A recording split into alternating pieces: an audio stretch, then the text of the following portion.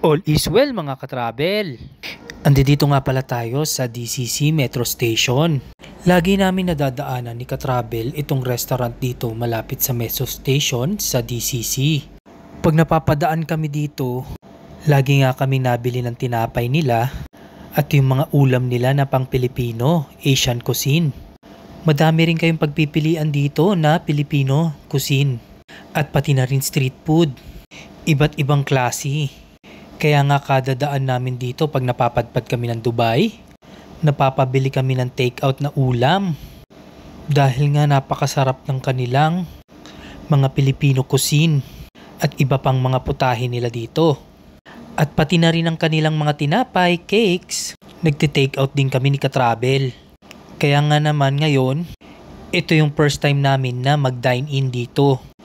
At dahil nga may ginawa kami ni katravel kanina dito sa Dubai, mga 8 AM pa kami umalis ng Sharjah. Tapos ito mga alas 3 na kami kakain. Medyo late na mga katravel.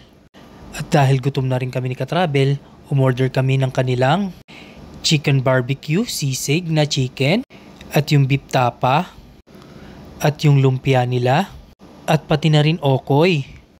At syempre magte-take out din kami pagkatapos namin kumain ng mga tinapay. At yung mga spaghetti nila at palabok, pati na rin yung ibang mga kakanin.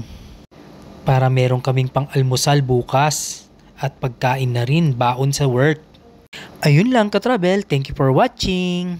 Please follow us, subscribe na rin kayo sa aming page at channel.